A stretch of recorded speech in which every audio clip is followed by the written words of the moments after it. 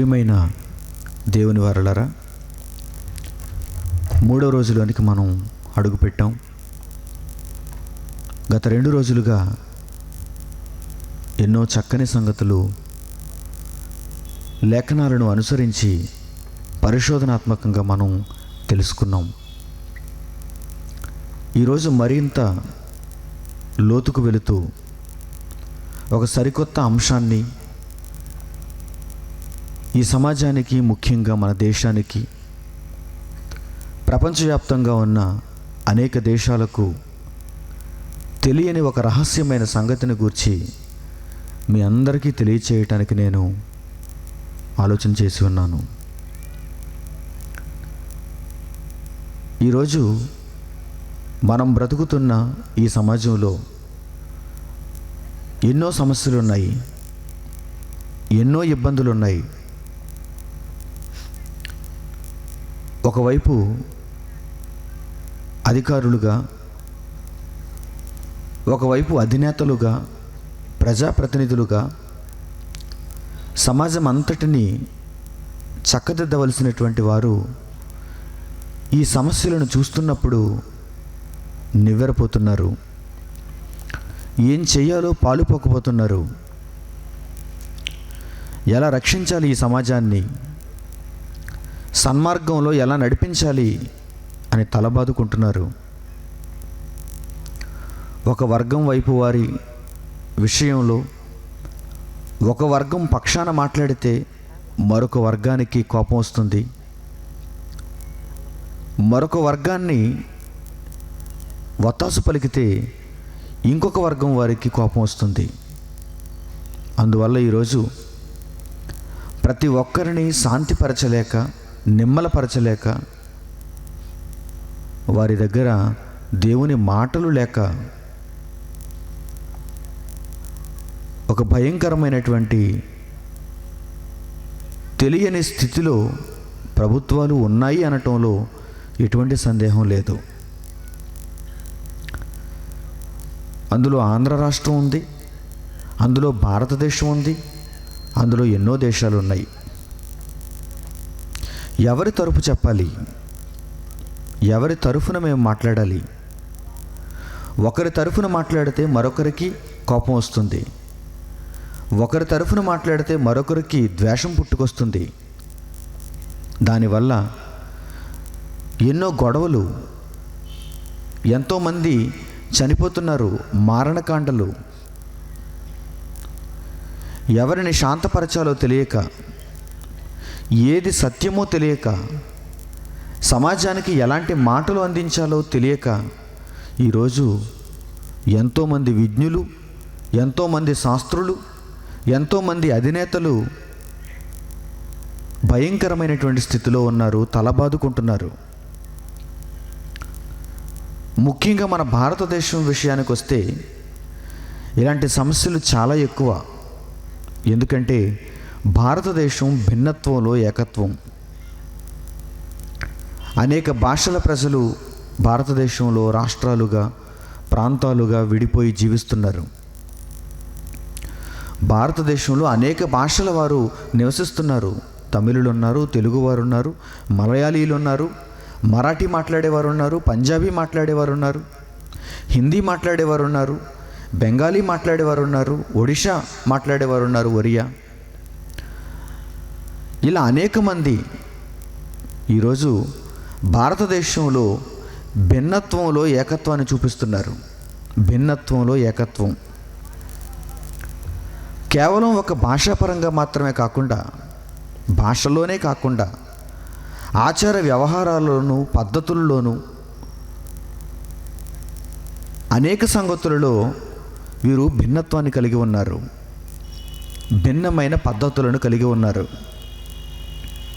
అలాంటి వారందరినీ ఏకత్రాటి మీద నడిపించటం ఈరోజు ప్రభుత్వానికి చాలా కష్టమైంది, చాలా ఇబ్బంది అయింది. ఎందుకంటే వారి దగ్గర దేవుని యొక్క స్వచ్ఛమైన మాట లేదు అని నేను ఖచ్చితంగా చెప్పగలను. దేవుని మాట వారి దగ్గర ఉంటే ఇన్ని భిన్న జాతుల వారిని, ఇన్ని భిన్న సాంప్రదాయాలు కలిగిన వారిని ఏకత్రాటి మీద వారు నడిపించగలరా? అలా నడిపించగలరు అనటానికి సాక్ష్యం ఏంటండి, ఆధారం ఏంటండి అని మీరు నన్ను అడిగితే, చరిత్రలో నేను ఇశ్రాయేలీయులను నడిపించిన మోషేను చూపిస్తాను. ఇశ్రాయేలీయులలో 12 గోత్రాల వారు ఉన్నారు. ఇశ్రాయేలీయులు అందరూ ఒకే గోత్రానికి సంబంధించిన వారు కారు. ఇశ్రాయేలీయులలో 12 గోత్రాల వారు ఉన్నారు. రూబేను మొదలుకొని బెన్యామీను వరకు 12 గోత్రాల వారు ఇశ్రాయేలీయులలో గోత్రాలుగా విడిపోయిన వారు ఉన్నారు. ఒకరి గోత్రంలో మరొక గోత్రం కలవదు, ఒకరి వంశంలో మరొకరి వంశం కలవదు. అందరూ ఇశ్రాయేలీయులుగా పిలువబడిన వారిలో గోత్రాలు వేరు, ఒక్కొక్కరిది ఒక్కొక్క గోత్రం. కానీ వీరందరికీ ఒకే నాయకుడిని నియమించాడు దేవుడు ఆనాడు, మోషే. దేవుడు ఒక నాయకుడిని నియమించాడు. మోషే ఒక ప్రధానమంత్రి కాదు, ఆ ప్రధానమంత్రి కింద మంత్రులు లేరు, మోషేకు ఒక క్యాబినెట్ లేదు, మోషే దగ్గర పవర్ లేదు, ప్రజలు ఇచ్చిన అధికారం లేదు, లోకాధికారం లేదు. కానీ మోషే ఏకత్రాటి మీద లక్షల మంది మనుషులు నడిపించాడు. ఇశ్రాయేలీయులు 12 గోత్రాల వారిని ఏకత్రాటి మీద నడిపించగలిగాడు ఆ రోజు. ఎందుకంటే మోషే దగ్గర ఉన్నది దేవుని మాట, దేవుని వాక్యం.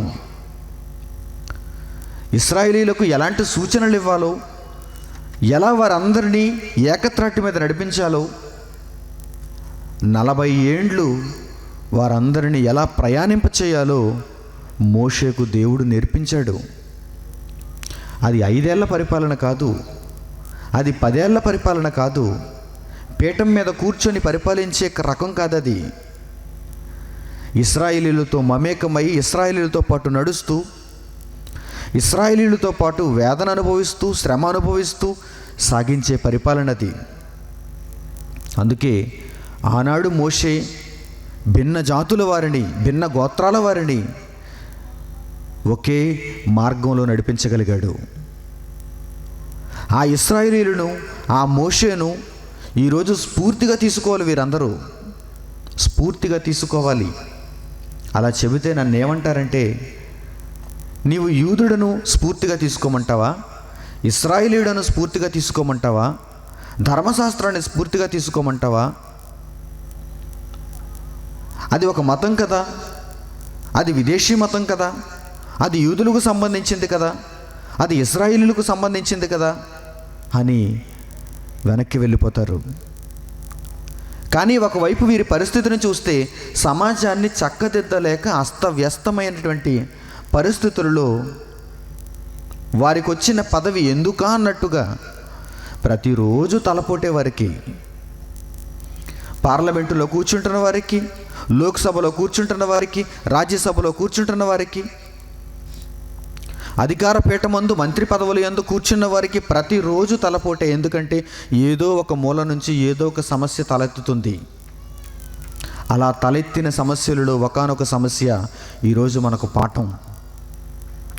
మన భారతదేశంలో తలెత్తిన ఒక ప్రధానమైన సమస్య ఎప్పటికీ ఎక్కడో ఒక మూల కారు చిచ్చు పెడుతూ,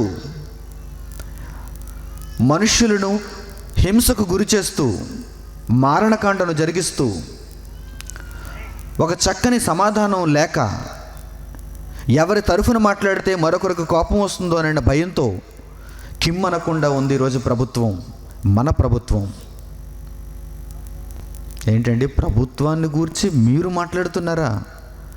ప్రభుత్వంలో మేధావులు ఉంటారు, ప్రభుత్వంలో మంత్రులు ఉంటారు, ప్రభుత్వంలో ప్రధానమంత్రి ఉన్నాడు, ప్రభుత్వంతో పాటుగా సుప్రీంకోర్టు ఉంది, ప్రభుత్వంతో పాటుగా హైకోర్టులు ఉన్నాయి, ఎంతో న్యాయ వ్యవస్థ ఉంది, న్యాయ గ్రంథాలు ఉన్నాయి, విజ్ఞులు ఉన్నారు, శాస్త్రులు ఉన్నారు, కవులు ఉన్నారు, మీడియా ఉంది.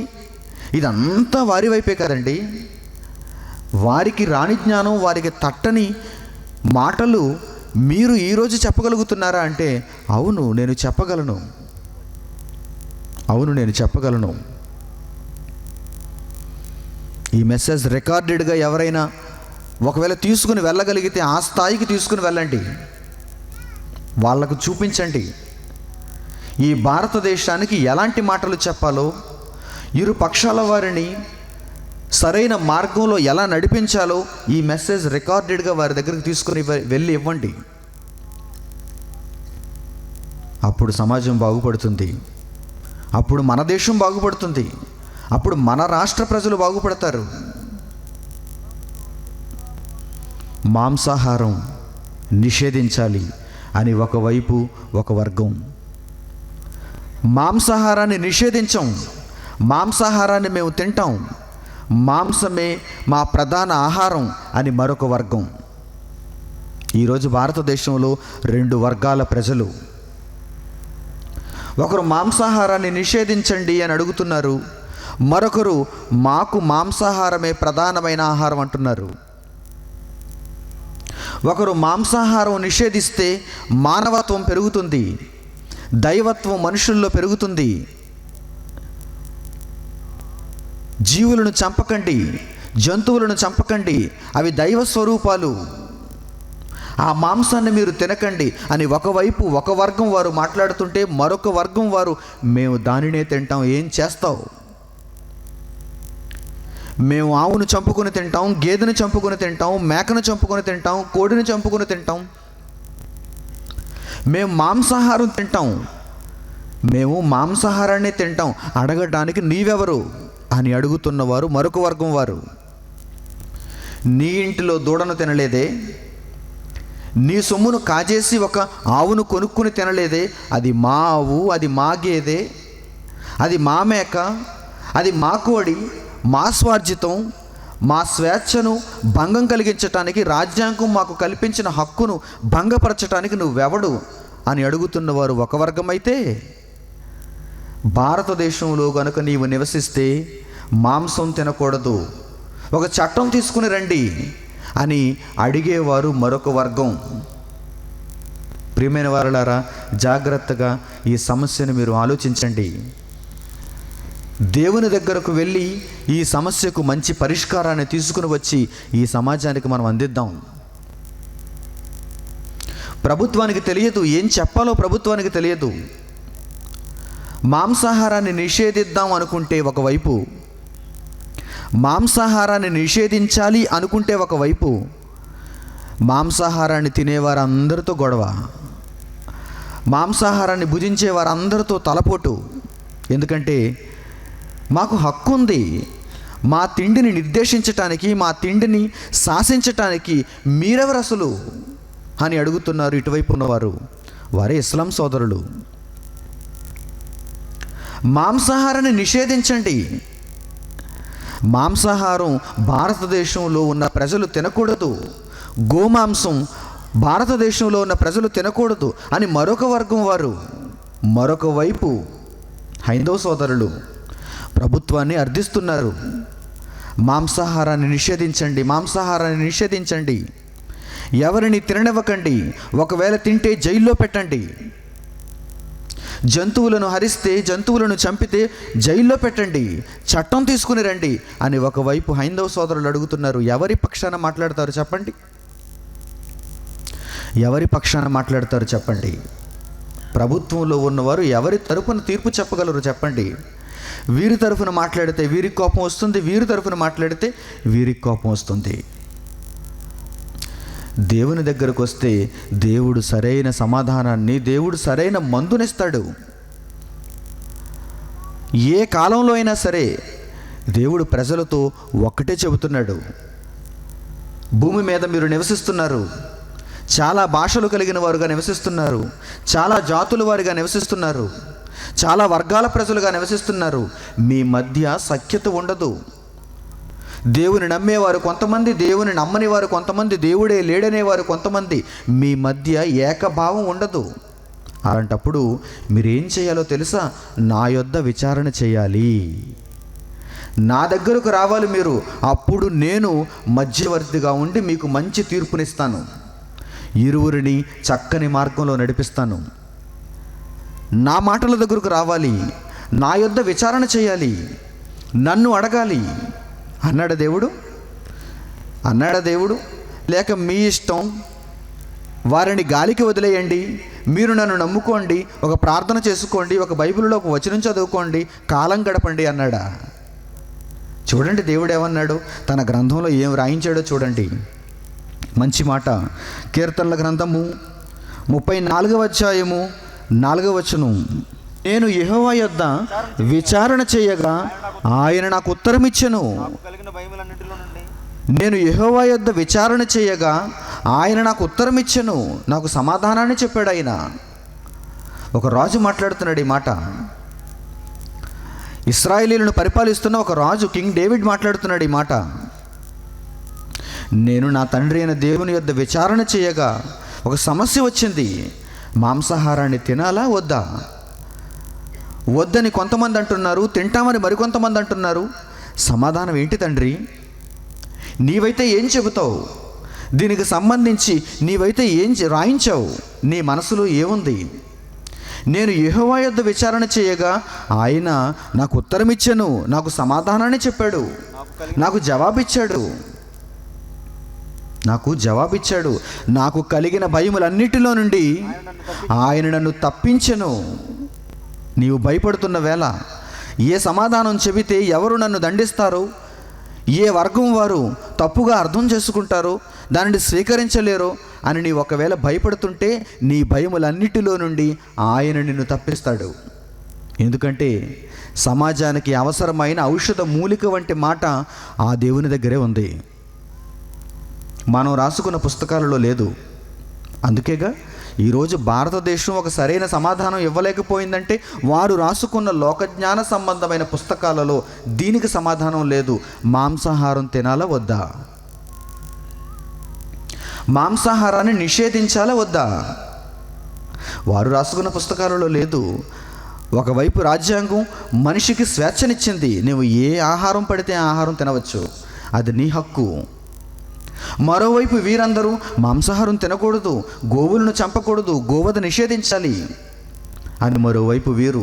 ఎవరి తరపు చెబుతుంది చూడండి. ఇప్పుడు ఈరోజు ప్రభుత్వం దేవుని దగ్గరకు రావాలి. దేవుని దగ్గరకు వస్తేనే ఖచ్చితమైన సమాధానం, ఖచ్చితమైనటువంటి జవాబు వీరికి చెబుతాడు దేవుడు, వీరికి చెబుతాడు దేవుడు. మరొక మంచి మాట, యెషయా గ్రంథము 11వ అధ్యాయము 10వ వచనం. ఆ దినమున ప్రజలకు ధ్వజముగా నిలుచుచుండు యెషై వేరు చిగురునొద్ద జనములు విచారణ చేయును అంటున్నాడు చూడండి. ఆ దినమున ప్రజలకు ధ్వజముగా నిలుచుచుండు యెషై వేరు చిగురు. ఎవరైనా యెషైకి వేరు చిగురెవరు? యెషై కుటుంబంలో వేరు చిగురెవరు? అతడే యేసుక్రీస్తు. ఆ యేసుక్రీస్తు అనే ధ్వజము దగ్గరకు ప్రజలందరూ రావాలంటున్నాడు. అక్కడ విచారణ చేయాలంటున్నాడు. యేసుక్రీస్తు దగ్గరకు వచ్చారా ప్రజలు? వారి సమస్యలు తీసుకుని వచ్చి యేసుక్రీస్తు అనే ధ్వజము దగ్గరకు వచ్చారా? మా దేశంలో ప్రధాన సమస్య ఉంది, మా ప్రాంతంలో ఫలానా సమస్య ఉంది, మా రాష్ట్రంలో ఫలానా సమస్య ఉంది, ప్రజలు కొట్టుకు చస్తున్నారు. యేసుక్రీస్తు అనే ధ్వజము దగ్గరకు వచ్చి సమాధానాన్ని వెతుకుతున్నారా? లేదండి. యేసుక్రీస్తు మతం అయిపోయాడు వీరందరికీ. యేసుక్రీస్తు మత వ్యవస్థాపకుడు అయిపోయారు వీరందరికీ. అందుకే యేసు దగ్గరకు రావటం లేదు, బైబిల్ దగ్గరకు రావటం లేదు. కానీ దేవుడు మాత్రం మీకు మంచి సమాధానం దొరకాలి అంటే, మీరు విచారణ చేయాలి అనుకుంటే యేసు దగ్గరకు రావాలి. ఆయనే మంచి సమాధానం ఇస్తాడు. ఆయన దగ్గరకు వచ్చి విచారణ చేయండి.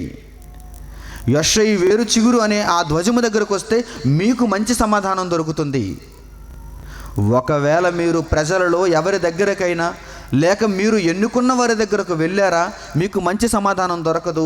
అలా వెళ్ళిన పక్షంలో చాలా నష్టం జరుగుతుంది.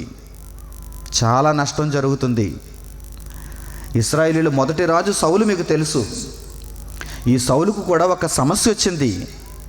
ఈ సౌలుకు కూడా తాను పరిపాలన చేస్తున్నప్పుడు తన యొద్దకు ఒక మంచి సమస్య వచ్చింది.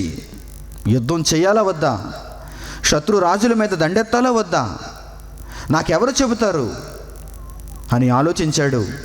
అప్పటి వరకు దేవునిలో నీతిమంతుడిగా ఉన్న సౌలు దురాత్మను కలిగిన వాడై, మనసు చెడిపోయిన వాడై, దేవుని యొద్ద విచారణ చేయకుండా ఎవరి దగ్గర విచారణ చేస్తున్నాడో చూడండి.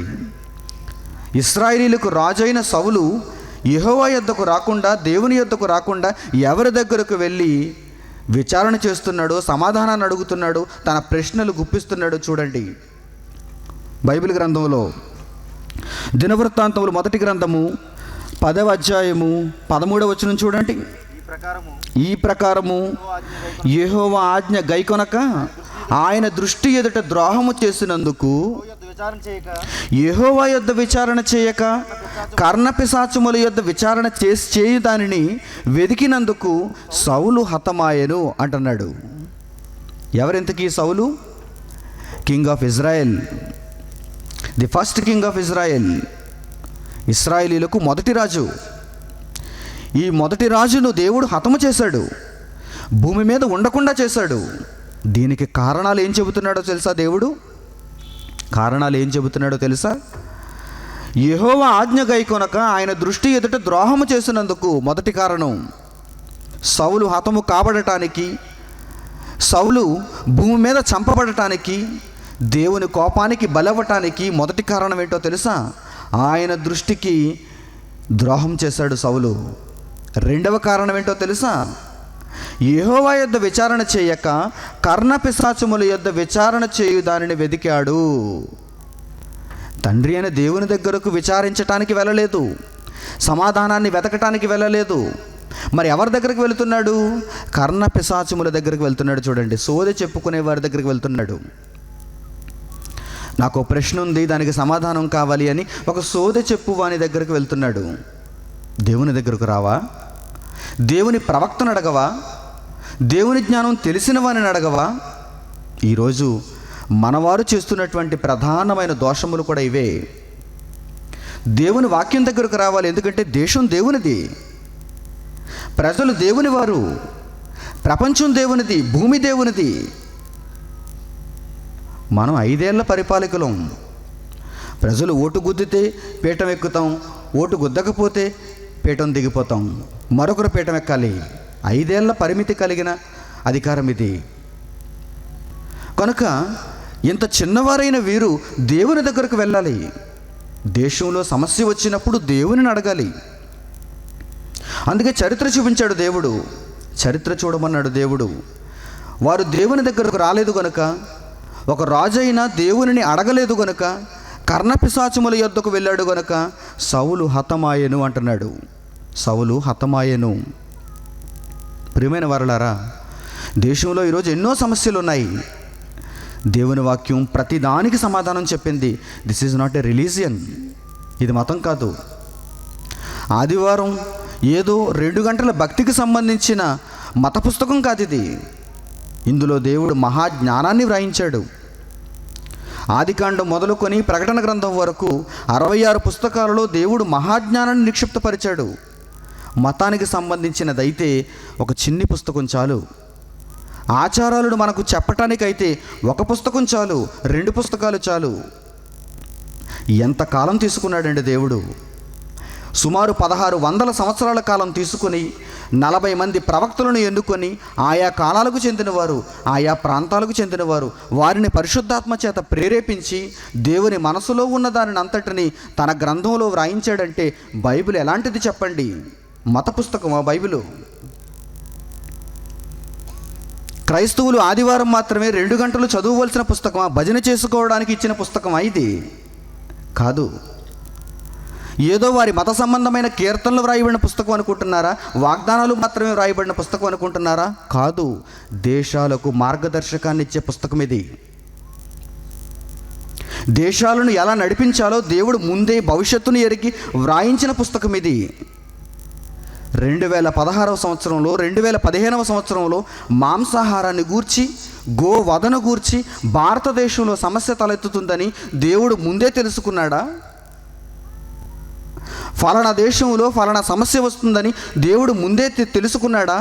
అందుకొరకు దేవుడు తన గ్రంథంలో జవాబును వ్రాయించాడా? సమాధానాన్ని వ్రాయించి పెట్టాడా?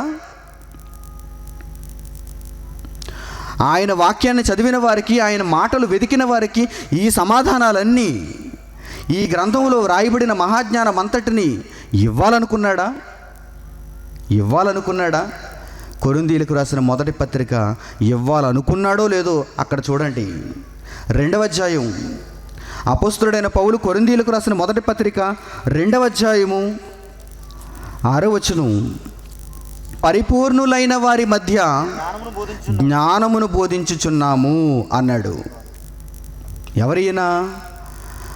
పౌలు. మొదటి శతాబ్దంలో, మొదటి 100 ఏళ్లలో, ఇప్పుడు మనం 21వ శతాబ్దంలో ఉన్నాం. మొదటి శతాబ్దంలో సుమారు 20 శతాబ్దాలు వెనక్కి వెళ్ళిపోతే పౌలు ఏమంటున్నాడో తెలుసా? మొదటి 100 ఏళ్లలో మేము పరిపూర్ణులైన వారి మధ్య మతమును ప్రకటించాము, మతమును బోధించాము అనలేదు, జ్ఞానమును బోధించాము అంటున్నాడు. అది కూడా ఎవరి మధ్య తెలుసా? చదువు రాని వారి మధ్య కాదు, ఇల్లిటరేట్ పీపుల్ మధ్య కాదు, ఏమీ తెలియని వారి మధ్య కాదు, పరిపూర్ణులు వారు అంటున్నాడు. చూడండి, పరిపూర్ణులు అంటే బైబిల్ మనం బోధించాలంటే పరిపూర్ణుల మధ్య బోధించాలి. పరిపూర్ణులకు తెలిసి రావాలి. ఇదా బైబిల్ అంటే? ఇంతకాలం మేమందరం ఏదో మత గ్రంథం అనుకున్నాం. మత గ్రంథాల జోడిన దీనిని కూడా పెట్టాం, మత గ్రంథాల వరుసలో దీనిని కూడా పెట్టాం. కానీ ఇప్పుడు దీనిని ఇక్కడి నుంచి తీసేయాలి. ఇది టాప్ మోస్ట్ బుక్ అయిపోయింది. ఇప్పుడు బైబిల్ పరిపూర్ణుల మధ్య బోధించవలసిన గ్రంథం. అందుకే పౌలు ఏమన్నాడో చూడండి, పరిపూర్ణులైన వారి మధ్య జ్ఞానమును బోధించుచున్నాము. అది ఈ లోక జ్ఞానము కాదు. జ్ఞానమును బోధించుచున్నాము అనగానే కళాశాలల్లో నేర్పించే జ్ఞానం అనుకున్నారా? బోటనీ, జువాలజీ, మ్యాథమెటిక్స్, సోషల్, లా, ఇంజనీరింగ్, మెడిసిన్, ఇది ఈ లోక జ్ఞానము కాదు. మట్టి బ్రతుకుకు సంబంధించింది ఈ లోక జ్ఞానం.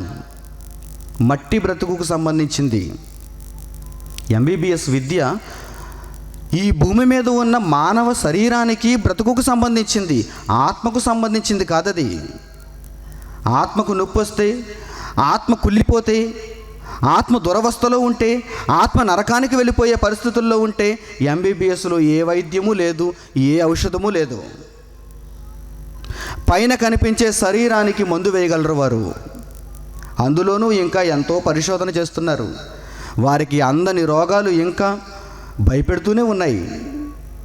ఔషధాలు లేని రోగాలు ఇంకా భయపెడుతూనే ఉన్నాయి. సమాజాన్ని, వైద్య శాస్త్రానికి ఒక సవాలుగా ఉన్నాయి. లోకజ్ఞానం అతి చిన్నది, ఆవగింజంత వంటిది. దేవుని దృష్టిలో లోకజ్ఞానం చాలా చిన్నది. దెయ్యముల జ్ఞానం ఎందుకు పనికిరానిది ఆయన దృష్టికి. ఆయన దీనిని ఎన్నిక చేయటం లేదు, లెక్క చేయటం లేదు. 60 సంవత్సరాలు, 70 సంవత్సరాలు, 80 సంవత్సరాలకు సంబంధించి ఏం చెప్పగలవు నువ్వు అని అడుగుతున్నాడు దేవుడు మనిషిని. ఏం చెప్పగలవు? ప్రకృతిని చూచి ప్రకృతిలో ఉన్నదానిని కొంత నేర్చుకొని కాపీ చేసి పుస్తకాలు రాసిన నీవు దానిని శాస్త్రం అంటున్నావా? దానినే మనుషులందరూ నేర్చుకోవాలనుకుంటున్నావా? దాని వెంబడే వెళ్ళాలనుకుంటున్నావా? కాదు. అసలు సిసలైన జ్ఞానం అంటూ ఒకటి ఉంది. అది మొదటి శతాబ్దంలో నన్ను నమ్మిన, నా క్రీస్తును ధరించుకున్న పౌలు చెప్పాడు, శిష్యులు చెప్పారు. దానికి ప్రారంభికుడు యేసుక్రీస్తు. ఆ తర్వాత క్రీస్తును ధరించిన ఎందరో చెప్పారు. పరిపూర్ణులైన వారి మధ్య జ్ఞానమును బోధించుచున్నాము. అది ఈ లోక జ్ఞానము కాదు, నిరర్ధకులైపోవచ్చున్న ఈ లోకాధికారుల జ్ఞానము కాదు. మరి ఏమంటున్నాడు? ఆ జ్ఞానం ఎలాంటిదో చెబుతున్నాడు చూడండి. దేవుని జ్ఞానము. అది ఈ లోక జ్ఞానము కాదు, దేవుని జ్ఞానము. దేవుని జ్ఞానము, మతము కాదది. దేవుని జ్ఞానము, ద విజ్డమ్ ఆఫ్ గాడ్. దేవుని జ్ఞానము మర్మమైనట్టుగా బోధించుచున్నాము. దేవుని జ్ఞానము మర్మమైనట్టుగా బోధించుచున్నాము. ప్రపంచానికి ఇది ఒక మర్మం, ప్రపంచానికి ఇది ఒక సీక్రెట్. తెలియదు, వారికి అందదు, వారు గ్రహించరు, వారు దీనిని స్వీకరించలేరు. ఎందుకంటే ఇది మర్మమైనట్టుగా బోధింపబడుతుంది. దీనిని మర్మమైనట్టుగా బోధించుచున్నాము. మర్మమైన జ్ఞానము, దాచబడిన జ్ఞానము, ఎవరు పరిశోధిస్తే వారికి మాత్రమే అందే జ్ఞానము. తెరిచినంత మాత్రాన, చదివినంత మాత్రాన, కంటత చేసినంత మాత్రాన ఎవరికి రాని జ్ఞానము. అమోఘమైనది ఇది.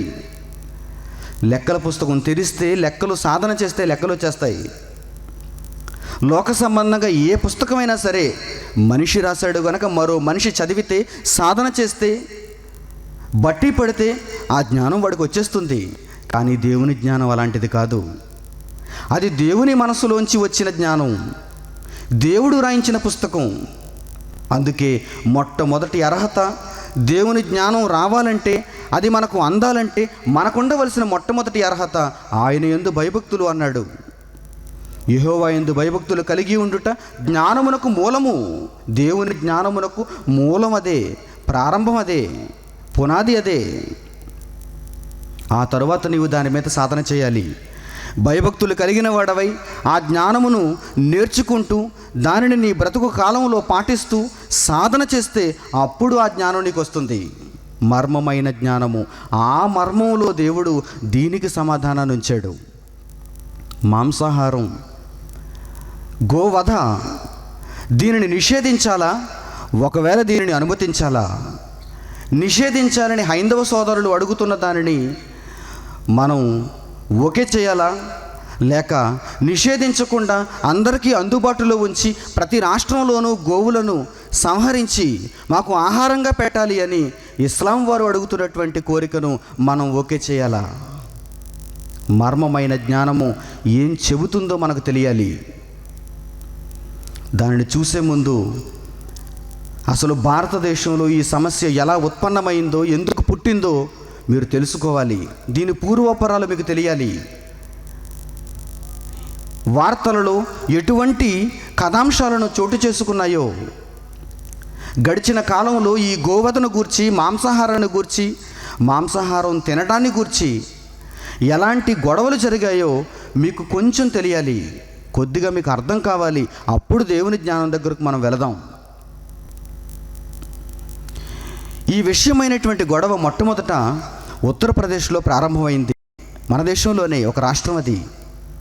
ఉత్తర భారతంలో ఉన్న ఒక రాష్ట్రం, నార్త్ ఇండియాలో ఉన్న ఒక రాష్ట్రం ఉత్తరప్రదేశ్. అఖిలేష్ యాదవ్ ముఖ్యమంత్రిగా ఉన్న రాష్ట్రం ఉత్తరప్రదేశ్. ఈ ఉత్తరప్రదేశ్లో ఒక ఇస్లాం సోదరుడు ఒకరోజు ఆవును చంపుకొని మాంసం తిన్నాడు, గోవధ చేశాడు. మహమ్మద్ అక్లాం అనేటువంటి వ్యక్తి. ఎప్పుడైతే ఈ మహమ్మద్ అక్లాం అనేటువంటి వ్యక్తి గోవును వధ చేసి తన ఇంటి వారందరికీ భోజనాన్ని పెట్టి అతడు స్వీకరించాడో, మాంసాహారాన్ని తిన్నాడో, ఆ చుట్టుపక్కల ఉన్నటువంటి అనేక మంది హైందవ సోదరులు న్యాయాలు విచారించకుండా, దేవుని దగ్గరకు రాకుండా, దేవుని మాట ఏం చెప్పిందో తెలుసుకోకుండా ఈ మహమ్మద్ అక్లాం అనేటువంటి వ్యక్తిని చంపేశారు. అతి కిరాతకంగా చంపేశారు. కారణం ఏంటి అని అడిగితే ఆ ఊరి ప్రెసిడెంట్కు, ఆ చుట్టూ ఉన్నటువంటి అధికారులకు, పోలీసులకు కారణం ఏంటి అని అడిగినప్పుడు ఇతడు గోవధ చేశాడు, మాంసాహారం తిన్నాడు, అందువల్ల ఇతనిని మేము చంపేశాం. ఇతని కుటుంబాన్ని కూడా మేము విడిచిపెట్టాం. ఇతని కుమారుణ్ణి కూడా మేము చంపేస్తాం. ఆ తర్వాత కుమారుడు అజ్ఞాతంలోకి వెళ్ళిపోయాడు. మహమ్మద్ అక్లాం చనిపోయాడు కనుక అతని కుమారుడు అజ్ఞాతంలోనికి వెళ్ళిపోయాడు. అతడు దొరికిన తర్వాత అతనిని చిత్రహింసలు పెట్టారు. ప్రియమైన వారలారా, ఉత్తరప్రదేశ్లో జరిగినటువంటి ఈ సంఘటన దేశమంతా ప్రాకింది, దేశం అంతటికి వెళ్ళిపోయింది న్యూస్ మీడియా ద్వారా. అక్కడ ఉన్నటువంటి హైందవ సోదరులు గోమాంసాన్ని తింటే వెంటనే వ్యక్తులను చంపేస్తున్నారు. మాంసాహారం తిన్నటువంటి వారిని అందరినీ ఈ హైందవ సోదరులు చంపేస్తున్నారు అనే వార్త దేశం అంతటికి వెళ్ళిపోయింది. ఇప్పుడు ఇస్లాం సోదరులు అందరూ ఊరుకుంటారా? ఇస్లాం సోదరులు ఊరుకోరు. అందువల్ల దేశవ్యాప్తంగా ఎక్కడైతే ఇస్లాం సోదరులు ఉన్నారో, మహమ్మదీయులు ఉన్నారో, వీరందరూ ఒక విషయాన్ని ధృవీకరించుకున్నారు. అదేంటంటే, మనమందరం ఖచ్చితంగా గోమాంసాన్ని తిందాం, ఏం చేస్తారో చూద్దాం. మహమ్మద్ అక్లాం లాగే మమ్మల్ని కూడా చంపేస్తారా? చంపమని చూద్దాం, గొడవలు సృష్టిద్దాం, వారిని కూడా మేము చంపుతాం అనే ప్రగల్భాలు పలికి, అనే మాటలు పలికి వీరేం చేశారు? బీఫ్ ఫెస్టివల్ నిర్వహించారు. అంటే గోమాంసం యొక్క పండుగ.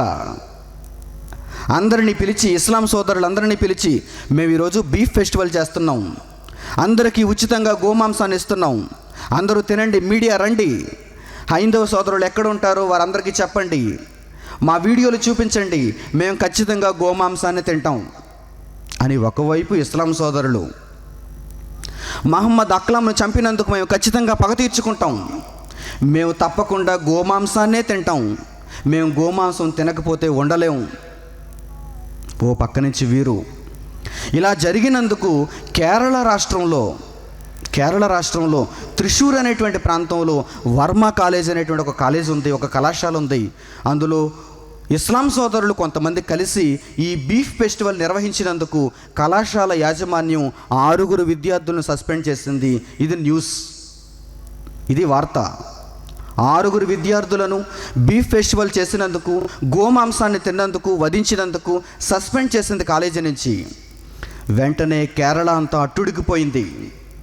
ఈ 6 విద్యార్థులను తిరిగి చేర్చుకుంటారా లేదా, మేము కూడా బీఫ్ ఫెస్టివల్ చేస్తాం, ఏం చేస్తారు? ఇప్పుడు ఆ వీడియోని మీరు తిలకించండి, వార్తలలో వచ్చిన ఆ వీడియోని జాగ్రత్తగా పరిశీలించండి, మీకు నిజ నిర్ధారణ జరుగుతుంది. అసలు ఏం జరుగుతుందో మన దేశంలో. దేవుని గ్రంథాన్ని చేతపట్టి, మర్మమైన జ్ఞానాన్ని చేతపట్టి, దేవుని పిల్లలముగా ఈ సమాజానికి మనం ఎలాంటి జ్ఞానాన్ని బోధించాలో మీకు అర్థమవుతుంది. ముందు ఈ వార్తను చూడండి. Looks like India is not going to give up so easily on the bans being put on various issues.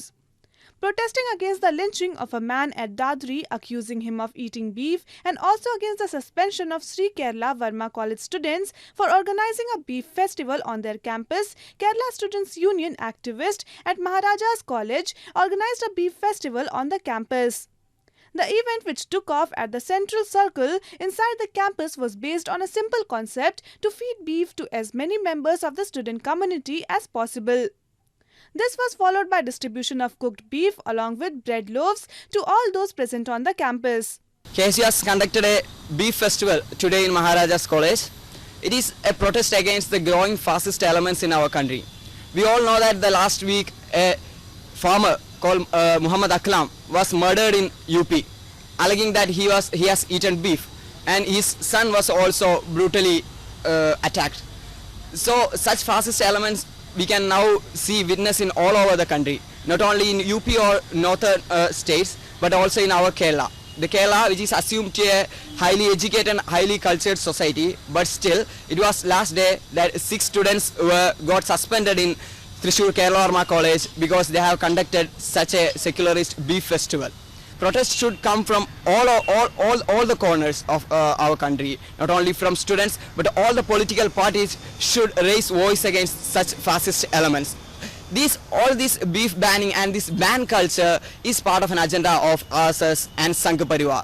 They are behind all this banning that is going on in our country. The event received overwhelming response by the students. Correspondent Johan from Kochi for ANI.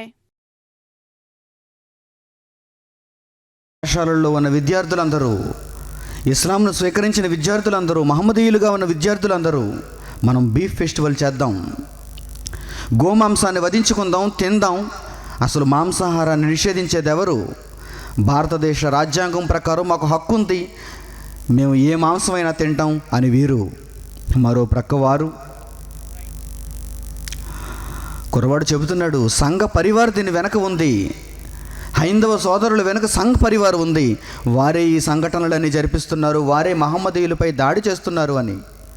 ఏమండి, హిందువులకు మహమ్మదీయులకు వచ్చిన సమస్య కదా, ఇది క్రైస్తవులుగా మనకెందుకండి, మన భజన ఏదో మనం చేసుకుందాం అనుకుంటున్నారా? వారు మన కన్న తండ్రి తయారు చేసిన సృష్టించిన పిల్లలు, వారికి చెప్పొద్దా? వారు ఏదో మరొక తండ్రికి పుట్టిన పిల్లలు కాదు, వారు కూడా మన తండ్రి సృష్టించిన భూమిని అనుభవిస్తున్న మన తోటి సహోదరులు. ఆదాము గర్భాన పుట్టినవారు, హవ్వ కడుపున వచ్చినవారు. నోవాహు కుటుంబీకుల ద్వారా వచ్చిన వారు మన చుట్టూ ఉన్న హైందవ సోదరులు, మన చుట్టూ ఉన్న ఇస్లాం సోదరులు, సిక్కు సోదరులు, జైన సోదరులు, బౌద్ధ సోదరులు అందరూ వారిని ప్రపంచ వేదికపై కూర్చోబెట్టాలి. నిజాన్ని వారికి తెలియచేయాలి. ఏ మనిషినైనా బ్రతికించేది, మార్చేది, సన్మార్గంలో నడిపించేది మాట. మాటకు అంత శక్తి ఉందా? మాటకు అంత శక్తి ఉందా? చాలామంది మనకు ముందు వచ్చిన వారు క్రైస్తవ్యంలోనికి అనేక మందిని తీసుకుని రావాలంటే చిన్న చిన్న చాక్లెట్లు ఇద్దాం అనుకున్నారు, బిస్కెట్లు పంచిపెడదాం అనుకున్నారు, రగ్గులు పంచిపెడదాం అనుకున్నారు, ఆశ చూపించి క్రైస్తవ్యంలోనికి తీసుకువద్దాం అనుకున్నారు. వారికి తెలియక క్రీస్తును అలా అంగీకరింప చేయకూడదు. అందుకే చాలామంది తర్వాత రోజుల్లో ఏమన్నారు? చాలామంది క్రీస్తు అంటే గెట్టని వారు చాలామంది తర్వాత రోజుల్లో ఏమన్నారు? క్రైస్తవ్యం అంటేనండి ఏదో కొంత ఆశ చూపించి, పేదవారికి ఏదో కొంత ఆశ చూపించి ఈజీగా క్రైస్తవ్యంలోనికి లాగేస్తారు వారు. కానీ వారి దగ్గర సరుకు లేదు అనే భయంకరమైనటువంటి అపవాదులు ఎదుర్కోవాల్సి వచ్చింది తర్వాతి కాలంలో. క్రీస్తును గూర్చి ప్రకటించటం, క్రైస్తవ్యంలోనికి అనేక మందిని నడిపించటం మాట వలన సాధ్యమవుతుంది, దేవుని మాట వలన సాధ్యమవుతుంది. ఏదో మనకు కలిగిన దానిని పంచిపెట్టి, ఏదో ఒక ఆశను చూపించి, వారికి ఉన్న అవసరతను, వారికి ఉన్న లోటును ఆసరాగా తీసుకొని క్రీస్తుని నమ్మించటం సరికాదు. అలా నమ్మినవాడు వెంటనే తొలగిపోతాడు. వాడికి ఉన్న ఆధారం మంచిది కాదు, వాడికి ఉన్న బేస్ మంచిది కాదు. మరలా కష్టాలు రాగానే వాడు వెళ్ళిపోతాడు, మరో దేవుణ్ణి ఆశ్రయిస్తాడు. కానీ క్రీస్తులో ఉన్న జ్ఞానాన్ని తెలియచేయాలి, దేవుని మాటల్లో ఉన్న గొప్పతనాన్ని తెలియచేయాలి. మీరు నించున్నారు చూసారా, మీరు కూర్చున్నారు చూసారా, ఈ భూమి దేవుని మాట వలనే కలిగింది, దేవుని మాట వలన కలిగింది.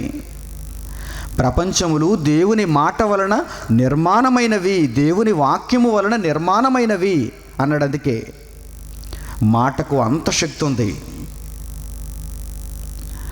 మాటకు శక్తి ఉందంటారా లేదంటారా? చిన్నపిల్ల ప్రతిజ్ఞ చేయించింది మీ అందరితో, వచ్చింది మైక్ పట్టుకుంది, మీరందరూ లేచి నాతో పాటుగా ప్రతిజ్ఞ చేయండి అంది. అప్పుడు మీరందరూ ఏం చేశారు? లేచి నించున్నారు, చేయి చాపారు, ప్రతిజ్ఞలో పాల్గొన్నారు. ఇప్పుడు నిశ్శబ్దంగా ఉన్నారు. మాటకు శక్తి ఉంది, చిన్ని పాప మాటకు శక్తి ఉంది. అందుకే 60, 70, 80, 100 కేజీల మీ దేహాన్ని నించోబెట్టింది. కేవలం చిన్ని మాట చెప్పి నాతో పాటు ప్రతిజ్ఞ చేయండి, లేచి నించోండి అనగానే మీరందరూ గబగబా నించుండిపోయారు. ఎంత శక్తి ఉందో చూసారా? మిమ్మల్ని నించోబెట్టడానికి నిజంగా బాహ్య సంబంధమైన శక్తి అవసరం అనుకుంటే ఎన్ని క్రేన్లు తీసుకుని రావాలి చెప్పండి. మీ దేహాలన్నిటిని నించోబెట్టడానికి, మోయటానికి, ఇన్ని కేజీల బరువును పైకి నించోబెట్టడానికి ఎన్ని క్రేన్ల అవసరత ఏర్పడుతుందో చెప్పండి. ఆ క్రేన్కి ఎంత ఇంధనం ఇవ్వాలో చెప్పండి. కానీ చిన్ని మాట ద్వారా మిమ్మల్ని అందరినీ నించోబెట్టింది. దేవుని తరఫున వచ్చిన ఆ పాప మాటకు అంత శక్తి ఉంటే స్వయాన దేవుని మాటకి ఇంకెంత శక్తి ఉంటుందో చూడండి. భూమి కలుగుగాక అన్నాడు, భూమి కలిగింది. భూమి మీద వెలుగిచ్చుటకై సూర్య చంద్ర నక్షత్రాలు కలుగునుగాక అన్నాడు. మాట, ఆయన మాట చెప్పాడు. ఆ మాటలో చాలా శక్తి ఉంది. అదే మాటను మీ చేతుల్లో పెట్టాడు. ఆ మాటను వక్రీకరించకుండా దేవుని మాటగా చెప్పగలిగితే ఈరోజు సమాజం, ప్రపంచం, దేశం మారి తీరాలి తప్పదు, కిమ్మనకుండా ఉండాలి తప్పదు. అలా లేదు అంటే కారణం ఎక్కడో తప్పు జరిగింది. దేవుని మాట వక్రీకరింపబడుతుంది. దేవుని మాట స్వచ్ఛమైనదిగా లోకానికి వెళ్ళటం లేదు. అందుకే మనిషి వినలేకపోతున్నాడు, అందుకే మనిషి లెక్క చేయలేకపోతున్నాడు. దీనిని ఒక మతంగా కొట్టిపారేశాడు. దేశం అట్టుడికిపోతున్న వేళ ఒకవైపు హైందవ సోదరులు, మరోవైపు ఇస్లాం సోదరులు మాది నిజం అంటే మాది నిజం అనుకుంటూ ఎలాంటి భయంకర స్థితుల్లో ఉన్నారో చూడండి. ఈరోజు వచ్చిన వార్త అండి, ఈరోజు వచ్చిన వార్త. మధ్యప్రదేశ్లో ఒక ట్రైన్లో ప్రయాణం చేస్తున్నారు. ఇస్లాం దంపతులు, నసీమా దంపతులు ఇద్దరు ట్రైన్లో ప్రయాణం చేస్తున్నారు. వీరికి వార్త వచ్చిందట, హైందవ సోదరులకు వార్త వచ్చిందట. ఏమని?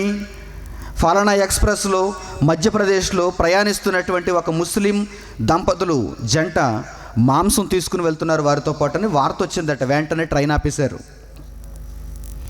అందరినీ చెక్ చేసేశారు. వెంటనే ట్రైన్ నిలుపుదల చేశారు. అందరినీ చెక్ చేయడం ప్రారంభించారు. S1, S2, S3, S4 బోగీలు. ఎక్కడున్నారు వీరింతకీ?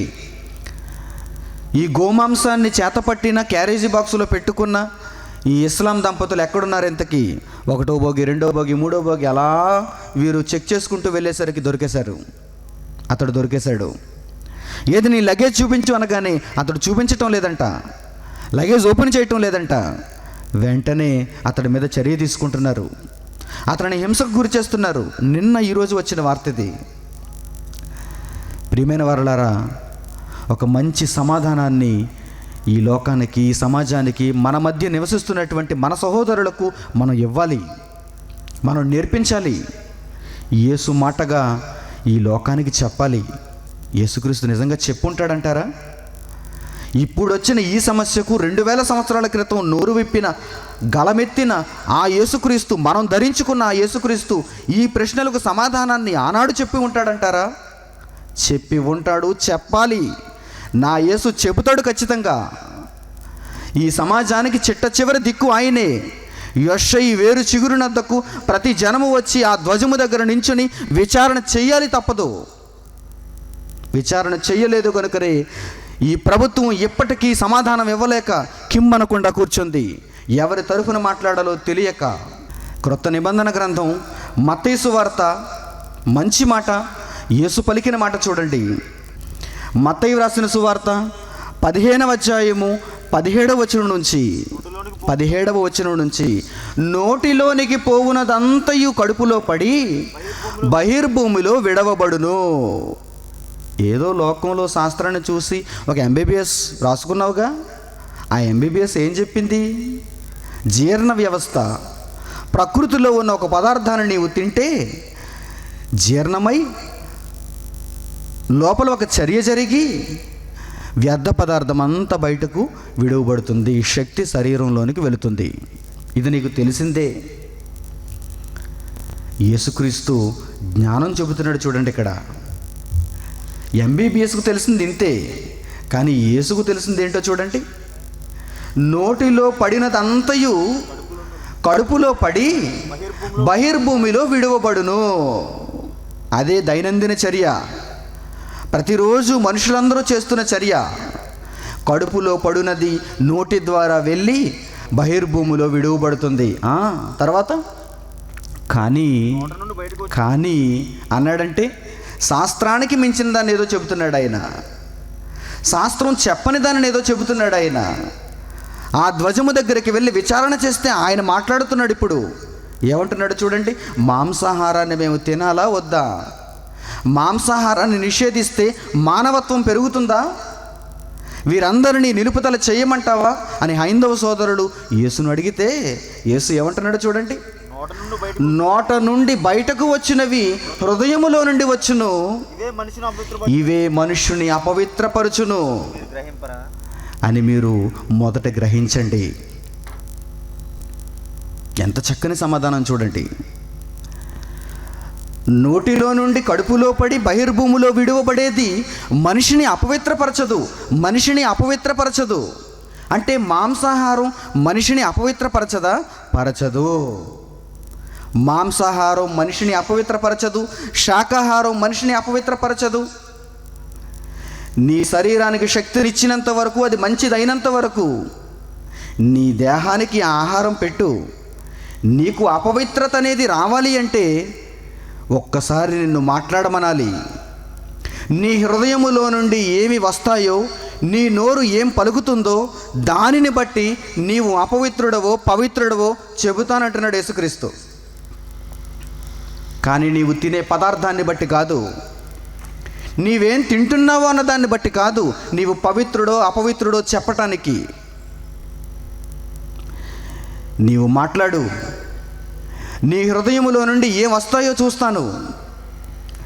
మనుషుని నోటి నుండి, హృదయములో నుండి ఏవి బయటకు వస్తాయో అవే మనుషుని అపవిత్రపరచునని మీరు గ్రహింపరా?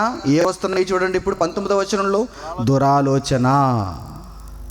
ఒక చెడు ఆలోచన ఎక్కడి నుంచి వస్తుంది? బజారులో ఉన్న ఒక వస్తువులో లేదు దురాలోచన, మనిషిలో ఉంది, మనిషి హృదయంలో ఉంది, మాంసంలో లేదండి. పావు కేజీ మాంసంలో దురాలోచన ఉందనుకుంటున్నారా? పావు కేజీ మాంసంలో వ్యభిచారం ఉందనుకుంటున్నారా? పావు కేజీ మాంసంలో దొంగతనం ఉందనుకుంటున్నారా? అవి మనుష్యుని అపవిత్రపరచవు, అవి మనుషుని అపవిత్రపరచవు. మరి మనుషులు అపవిత్రులుగా ఎందుకు మారుతున్నారు? వారి హృదయం చెడిపోయింది, వారి హృదయం దురాలోచనతో నిండిపోయింది, దొంగతనంతో నిండిపోయింది, వేశ్యాగమనంతో నిండిపోయింది. దానిని బాగు చేయాలి. దానిని బాగు చేయాలంటే బాహ్య సంబంధమైన ఆహార పదార్థం కడుపులోనికి వెళుతుందే తప్ప హృదయంలోనికి వెళ్ళదు. దేవుని మాటే బాగు చేస్తుంది. దేవుని మాట కడుపులోనికి వెళ్ళదు, హృదయంలోనికి వెళుతుంది, మనసులోనికి వెళుతుంది, మైండ్లోనికి వెళుతుంది. ఆ దేవుని మాట మనిషిని బాగు చేస్తుంది. దురాలోచనలు, దొంగతనములు, నరహత్యలు, వ్యభిచారములు, వేశ్యాగమనములు, అబద్ధ సాక్ష్యములు, దేవదూషణములు హృదయములో నుండి వచ్చును, హృదయములో నుండే వచ్చును, మాంసపు ముద్దలో లేవవి. హైందవ సోదరులకి సమాధానం ఇది. అవి మాంసపు ముద్దలో లేవు, అవి మాంసపు ముద్దలో లేవు. 20వ వచనం, ఇవే మనుషుని అపవిత్రపరచును, ఇవే మనుషుని అపవిత్రపరచును. మాంసపు ముద్ద కాదు, నోటిలోనికి వెళ్ళేది కాదు, కడుపులో పడేది కాదు, బహిర్భూమిలో విడువబడేది కాదు. హృదయములో నుంచి ఏవైతే మనిషి ద్వారా బయటకు వస్తున్నాయో అవి మనుషుని అపవిత్రపరుస్తాయి, అవి మనుషుని అపవిత్రపరుస్తాయి. శాకాహారం తినేవాళ్ళు అపవిత్రులుగా లేరా? శాకాహారం తినేవారు నరహత్యలు చేయటం లేదా? శాకాహారం తినేవారు దొంగతనం చేయటం లేదా? చెప్పండి. ఆహారం వల్ల మనిషి ప్రవర్తన మారదన్నాడు యేసు. యెహోవా యొక్క వేరుచిగురు, యెషయా యొక్క వేరుచిగురు, యెహోవా యొక్క ధ్వజము ఏం చెబుతున్నాడో చూడండి సమాజానికి. ఆహార పదార్థం మనిషిని అపవిత్రంగా మార్చదు. మరి మనిషి అపవిత్రుడయ్యాడంటే, మనిషి అపవిత్రుడు అని మనం చెప్పాలి అంటే వాడి నోటి మాటలు చూడండి, వాడి హృదయంలో ఏం దాగి ఉందో చూడండి. అప్పుడు మీకు అర్థమవుతుంది ఆ మనిషి అపవిత్రుడో కాదో. దురాలోచన వాడి హృదయంలో పుట్టింది, వేశ్యాగమనం వాడి హృదయంలో పుట్టింది. ఢిల్లీలో అబలపై అత్యాచారం చేశారు, మీ అందరికీ తెలుసు, పేరు నిర్భయ. ప్రభుత్వం నిర్ధారించింది. ఆ రోజు బస్సులో ప్రయాణిస్తున్న 5 యువకులు మాంసాహారం తిన్నందుకు వ్యభిచారం చేయలేదు, రేప్ చేయలేదు, బలాత్కరించలేదు. వారి హృదయం చెడిపోయింది. వారి హృదయ ఆలోచనలలో వేశ్యాగమనం అనే ఒక చెడ్డ ఆలోచన ఉంది వారికి. వాక్యం లేక వారి దగ్గర, వాక్యం స్వీకరించక వారు వేశ్యాగమనంతో నిండిపోయిన వారు బస్సు ఎక్కారు. ఆ బస్సులో నిర్భయ అనే స్త్రీ ఉంది. అత్యాచారం చేశారు, బలాత్కరించారు. ఆ తర్వాత ఆమె చనిపోయింది. దేశం అట్టుడికిపోయింది. ఏంటి మన భారతదేశ పరిస్థితి? ఒక ప్రధాన నగరంలో ఢిల్లీలో ఇలాంటి కార్యక్రమాలా? స్వాతంత్రం వచ్చి 60 ఏళ్ళు గడుస్తున్నా ఇంకా స్త్రీకి స్వాతంత్రం రాలేదా? ఎంతమంది మహిళా సంఘాలు గొంతు విప్పాయి చూడండి. ఆ రోజు ఎంతమంది ప్రశ్నించారు చూడండి. వారందరినీ ఉరి తీసేంత వరకు నిద్రపోలేదు ఆ రోజు మన భారతదేశం. కానీ వారిలో ఇటువంటి కార్యక్రమం, వారిలో ఇటువంటి ఆలోచన ఎందుకు పుట్టిందో, ఎక్కడ పుట్టిందో ఏ న్యాయవాది చెప్పలేదు, ఏ ప్రభుత్వాధికారి చెప్పలేదు. దానికి మందు ఫలానాని ఎవ్వడూ నోరు విప్పలేదు. వాడి పేరేంటి అన్నారు, వాడికి ఎంత శిక్ష అన్నారు, వాడిని ఎలా చంపాలన్నారు. ఇలాంటి వారు మరికొంతమంది ఉంటారనుకుంటున్నారు. వారికి ఏం శిక్ష అనుకుంటున్నారు? నిర్భయ చట్టం అన్నారు, శిక్షా స్మృతులు అన్నారు తప్ప అసలు ఎక్కడ పుట్టింది ఇది? వేశ్యాగమనం అనేది ఎక్కడ పుట్టింది? దొంగతనం అనేది ఎక్కడ పుట్టింది? వడ్డీ వ్యాపారం అనేది ఎక్కడ పుట్టింది? కాల్ మనీ మీరు విన్నారు. రాష్ట్రం అట్టుడికిపోయింది.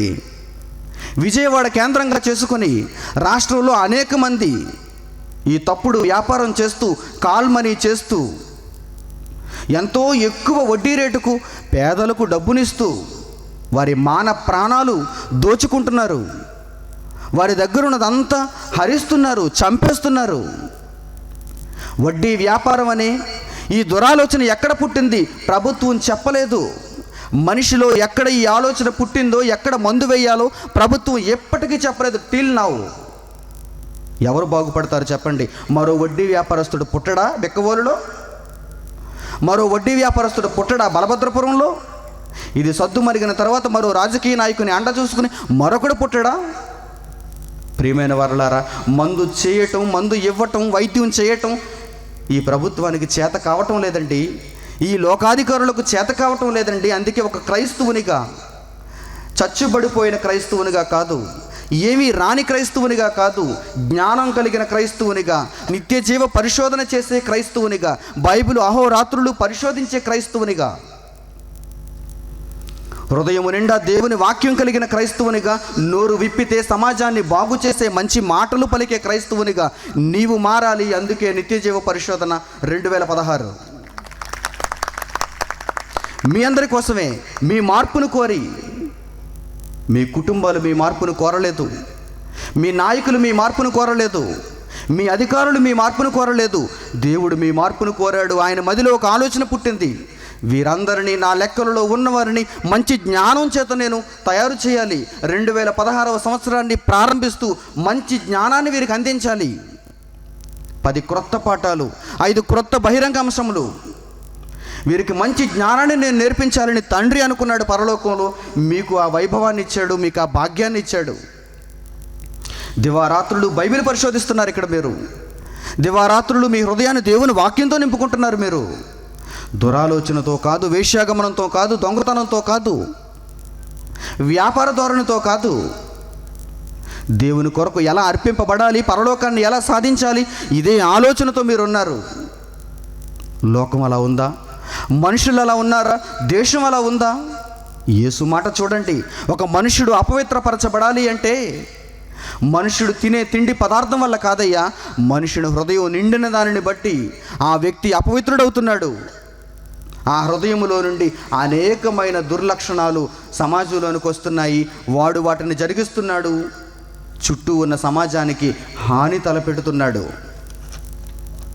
ఈ మాట వినగానే మహమ్మదీయులు, ఇస్లాం సోదరులందరూ భలే భలే, యేసుక్రీస్తు గోమాంసాన్ని తినమని చెప్పాడు, మాంసం తినమని ఆయన భలే చెప్పాడు, ఇక మీదట మేము మాంసం తింటాం అనుకుంటున్నారా? వీరికి కూడా యేసుక్రీస్తు ఒక చక్కని మాట తెలియజేశాడు. ఏమనుకుంటున్నారు? దేవుడంటే ఏకపక్షంగా వెళ్ళిపోయేవాడు కాదండి, ఏకపక్షంగా మాట్లాడేవాడు కాదండి. మాంసం తిన్నంత మాత్రాన మీ బ్రతుకులు చెడిపోవు, మీరు అపవిత్రులు కారు అని చెప్పినందుకు కేవలం హైందవ సోదరులకే సమాధానం చెప్పాడు అనుకుంటున్నారా? ఇస్లాం సోదరుల్ని ఈయన ప్రోత్సహించాడు అనుకుంటున్నారా? అయితే మరొక సందర్భంలో రాయించిన మరొక చక్కని మాటలు మీరు చూడాలి.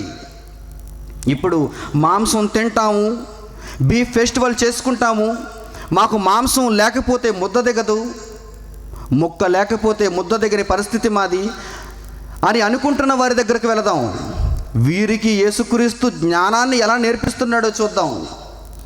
కొరింథీయులకు రాసిన మొదటి పత్రిక 8వ అధ్యాయము 12-13 వచనాలు. ఇలాగు సహోదరులకు విరోధముగా పాపము చేయుట వలనను, వారి బలహీనమైన మనస్సాక్షిని నొప్పించుట వలనను మీరు క్రీస్తుకు విరోధముగా పాపము చేయువారగుచున్నారు. మహమ్మదీయులారా, ఇస్లాం వారులారా, గో మాంసాన్ని తింటాం, బీఫ్ ఫెస్టివల్ చేసుకుంటాం అనుకుంటున్న వారులారా, బలహీనమైన మనస్సాక్షి కలిగిన వారా, మీ చుట్టూ ఉన్న హైందవ సోదరులు బలహీనమైన మనస్సాక్షి కలిగిన వారు. వారికి జ్ఞానం నేర్పించు, వారి పుండు రేపకు, వారికి తెలియదు ఇంకా జ్ఞానం. వారికి ఇంకా దేవుని మాటలు తెలియవు. అందుకే మహమ్మద్ అక్లంను చంపేశారు, ఆ ఇస్లాం సోదరుని చంపేశారు. వారికి తెలియక వారు మత ఛాందస్సువాదులుగా మారిపోయారు కనుక వారికి నీ చేతనైతే జ్ఞానం చెప్పు, అవసరమైన సంగతులు తెలియచేయి. అంతేగాని నీవు తినొద్దంటావు కనుక నేను తింటాను అంటే వాడు ఏం చేస్తాడు చెప్పండి? నీకు వాడికి మధ్య వైరం కలుగుతుందే తప్ప ఎవడు మారతాడు, ఎవడు పరలోకానికి వెళతాడు, ఎవడు దేవుని కుమారుడు అవుతాడు చెప్పండి? అందుకే పౌలు ఆ మొదటి శతాబ్దంలో ఆయన ఈరోజు జరుగుతున్న దానిని గురించి మాట్లాడటం ఏంటండి చెప్పాడు చూడండి. పౌలు, బలహీనుడైన సహోదరుడు బలహీనమైన మనస్సాక్షి నిమిత్తము నీవెలా ప్రవర్తించాలో తెలుసా?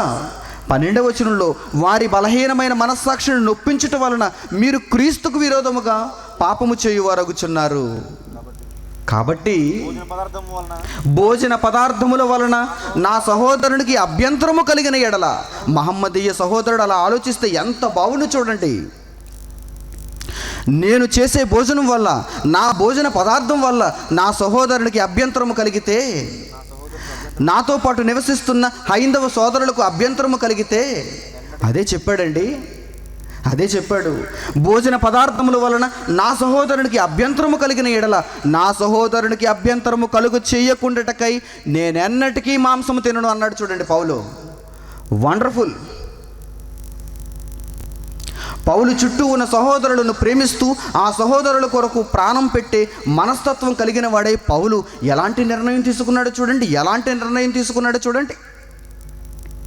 నా సహోదరులను బ్రతికించుటకు, బలహీనమైన మనస్సాక్షి కలిగిన నా సహోదరులను క్రీస్తు కొరకు నేను బ్రతికించుటకు అవసరమైతే నా జీవితంలో ఎన్నడూ మాంసం తినను. తినకూడదని కాదు, తింటే అపవిత్రుడిని అవుతానని కాదు. నా సహోదరుడు బలహీనమైన మనస్సాక్షి కలిగిన వాడు, అన్యాయంగా నా మీద చెడ్డ మాటలు పలుకుతున్నాడు, అవసరమైతే నన్ను కొట్టాలని చంపాలని ప్రయత్నిస్తున్నాడు. ఒక హైందవ సోదరుడు, అతనికి జ్ఞానాన్ని నేర్పించేంత వరకు, అతనికి అర్థమయ్యేంత వరకు నేను ఎన్నటికీ మాంసము తినను అన్నాడంటే పౌలు లాంటి మహమ్మదీయులు ఎక్కడైనా ఉన్నారా? ఉంటే అసలు ఈ సమస్య వచ్చినా హైందవ సోదరులందరూ ఆలోచించురప్పుడు. హైందవ సోదరులందరూ కూర్చుని, ఏంటి మనమే తప్పు చేస్తున్నట్టున్నాం, మహమ్మద్ అక్లంను అనవసరంగా చంపాం మనం. ఇస్లాం వారు చాలా మంచివారు, వారు మాంసం తిననంటున్నారు, వారు మాంసం ముట్టనంటున్నారు. మనం ఆలోచించాలి, వారి మాటలు మనం వినాలి. సమాజం అంతా ఏకపక్షంగా చెబుతుంది హైందువులు చేసింది తప్పు అని. అప్పుడు కానీ చెప్పగలిగారా ఇస్లాం వారు? బీఫ్ ఫెస్టివల్ చేద్దామంటున్నారు. పుండు మీద కారం చల్లినట్టుగా వారు ఏది వద్దంటే దానినే చేస్తామంటూ పండగ చేసుకుందాం రండి, బీఫ్ ఫెస్టివల్ చేద్దాం రండి. కాలేజీలో కుర్రాళ్ళు చూడండి ఏమి నేర్చుకుంటున్నారు వారు, ఏమి ఎక్కింది వారికి. లోకజ్ఞానం అలాగే ఉంటుంది. తిండి చూసారుగా వీడియోలో, స్త్రీలు పురుషులు అంతా తిండే. ఎదురాడేవారు, దేవుని జ్ఞానం రానివారు, తెలియనివారు, సమస్యలను సృష్టించేవారు, సమాధానం చెప్పేవారు మాత్రం కాదు. కానీ దేవుని వాక్యం దగ్గరకు వస్తే సమాధానం ఎంత చక్కగా ఇరువురికి చెప్పిందో చూడండి. ఒకవైపు గోమాంసాన్ని నిషేధిస్తున్న వారిని కూర్చోబెట్టి, మాంసం తినుట వలన మనిషి అపవిత్రుడు కాదయ్యా, మనిషి హృదయంలోంచి బయలుదేరుతున్నాయి, వాటి వలన మనిషి అపవిత్రుడు అవుతాడు అని వీరికి చెప్పింది. నీ సహోదరునికి అభ్యంతరం కలిగితే నీవు మాంసం ఎందుకయ్యా తినడం, మాంసాన్ని మానే. మాంసం తినకపోవటం వల్ల నీవు చనిపోవుగా, మాంసం తినకపోవటం వల్ల నీ బ్రతుకుకేమీ ఆటంకం కలగదుగా. నీ సహోదరుని బ్రతికించటం కోసం కొన్నాళ్ళు అవసరమైతే నీ జీవితకాలం మాంసం నిషేధించుకో. ఏంటండి దేవుని జ్ఞానం, ఎంత గొప్పదండి దేవుని జ్ఞానం. ప్రభుత్వం దేవుని మాటల దగ్గరకు రావాలి. ఎవరి పక్షాన మాట్లాడాలో తెలియక ఎప్పటికీ తలపట్టుకుని కూర్చుంది ప్రభుత్వం. అటు హైందవుల వైపు మాట్లాడితే ఇస్లాం వారికి నచ్చదు, ఇటు ఇస్లాం వారికి మాట్లాడితే హైందవులకి నచ్చదు, గొడవలు జరుగుతాయి. అందుకే నోటి మీద వేలేసుకుని కూర్చుంది. కానీ జ్ఞానం చెప్పగలిగిందా? దేవుని మాట ప్రకటించగలిగిందా? అసలు వారి దగ్గర ఉంటే కదా, వారు దేవుని దగ్గరకు వస్తే కదా. దేశానికి చెప్పవలసిన మాట మనకు చెప్పాడు ఈరోజు దేవుడు. ఆయనకు ఎవరు స్వరాన్ని ఇస్తారు చెప్పండి? ఆయన మనసులో దాగి ఉండిపోయిన ఈ రహస్యాన్ని, ఈ జవాబును ఎవరు బహిర్గతం చేస్తారు చెప్పండి? మనమే చేయాలి. మనల్ని నమ్మాడు ఆయన. ఇంకెవరికి ఇవ్వలేదు ఆయన ఈ జ్ఞానాన్ని. ఎవరు చెప్పలేకపోతున్నారు ఈ జ్ఞానాన్ని. భజన చేసుకుంటూ కూర్చున్నారు నామకార్థులందరూ. పేరుకి క్రైస్తవులు భజన చేసుకుంటూ కూర్చున్నారు. మాకెందుకులే, మా భజన మాది. ఆదివారపు భజన, సోమవారపు భజన, శుక్రవారపు భజన, శనివారపు భజన, 4 గోడల మధ్య భజన ఇది. బహిరంగంగా లోకానికి వెళ్ళి దేవుని ప్రజల మధ్యకు వెళ్ళి దేవుని జ్ఞానం చెప్పాలి, సమాజాన్ని మేల్కొల్పాలి, దేవుని వాక్యమనే ఔషధాన్ని ప్రజలకు అందివ్వగలగాలి. మంచి నిర్ణయం తీసుకోండి, దేవుని వాక్యాన్ని స్వీకరించండి, దాని ప్రకారం ప్రవర్తించండి.